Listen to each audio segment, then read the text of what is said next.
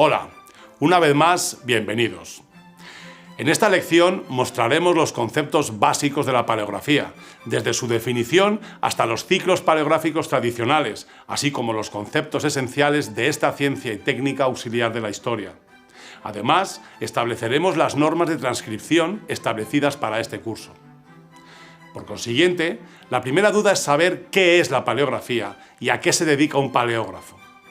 Por paleografía se ha entendido tradicionalmente la ciencia de las escrituras antiguas, esto es, el conocimiento científico asociado al estudio y comprensión de las letras antiguas.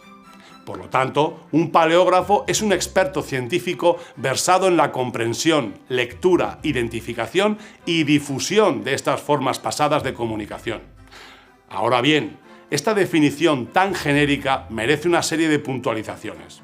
No todas las formas de escritura son objeto del estudio de la paleografía y, por supuesto, no se puede considerar estrictamente una ciencia el proceso de desentrañar las tipologías escriturarias antiguas. El ser humano, a lo largo de la historia, ha empleado muchos tipos de escritura desde el punto de vista gráfico y también en función del soporte de la misma.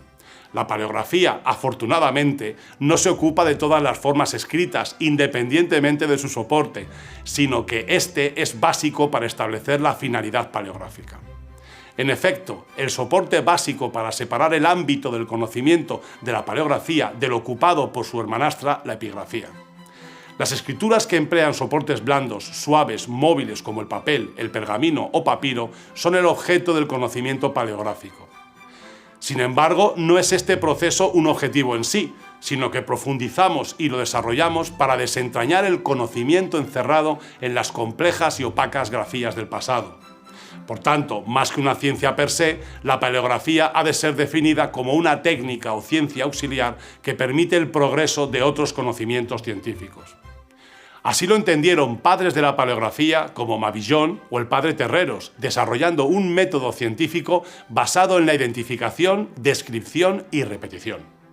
Este método citado, en consecuencia, basado en la repetición de letras, nexos, ligaduras, abreviaturas y signos especiales, no perseguía otro objetivo que la aprehensión de la letra a través de su reiteración.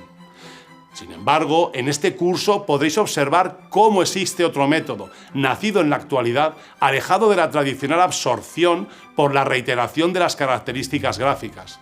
Este novedoso método utiliza las nuevas tecnologías y las combina con el antiguo arte de la escritura, asumiendo la capacidad de lectura no por reiteración, sino por asimilación de las pautas mecánicas de la escritura, de la caligrafía, añadida al conocimiento pormenorizado y evolutivo que permite la paleografía digital.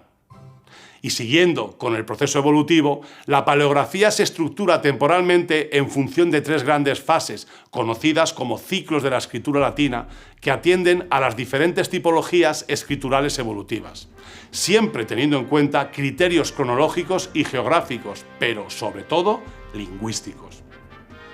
Los dos primeros grandes ciclos de la escritura latina permanecen asociados al mundo romano clásico, reciben el nombre de antigua escritura romana y nueva escritura romana. Estas grafías, más asociadas a lo que hoy llamaríamos cursivas documentales, poco o nada caligráficas, tuvieron su desarrollo asociado al devenir cotidiano de la sociedad romana. Esta comuna antigua, utilizada entre los siglos VII a.C. y III después de Cristo, está presente en la mayoría de los objetos romanos que han llegado a nuestros días, en cualquiera de las versiones que presentó en tan largo periodo. La común nueva o minúscula romana, presente desde el siglo III después de Cristo, evolución cursiva de la anterior, adquiere mayor importancia por cuanto se convertiría en la base de las escrituras nacionales aparecidas tras el colapso de la civilización romana en Occidente.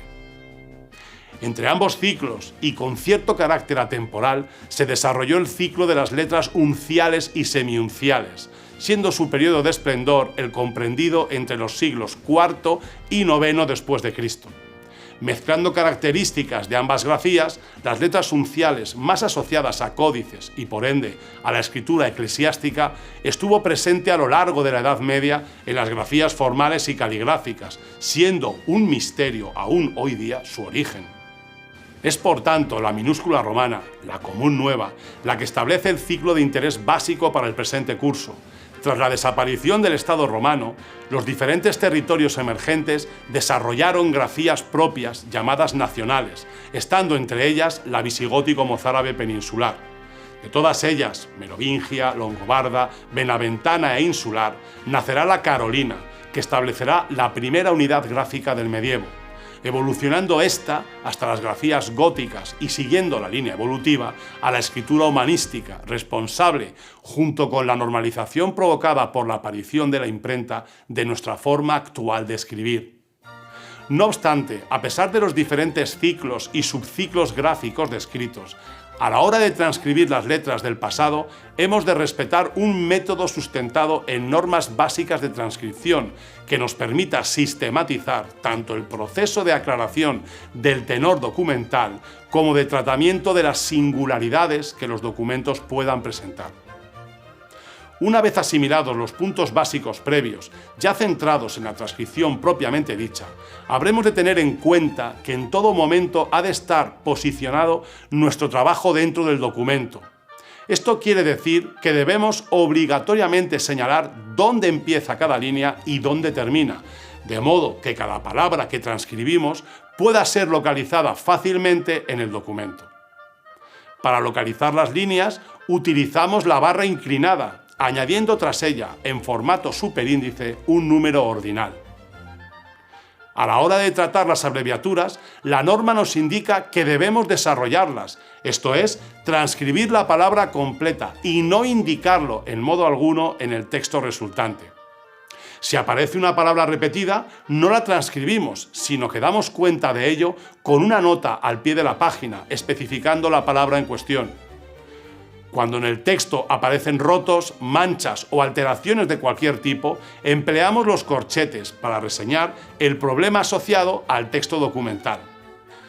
Por último, cuando por circunstancias inherentes a la vida del documento, códice o libro, alguna palabra o parte de la palabra han desaparecido, pero somos capaces de rescatarla gracias al contexto, utilizaremos las cuñas para expresar gráficamente que la palabra no existe ya en el texto original, pero que sin duda es la que incluimos.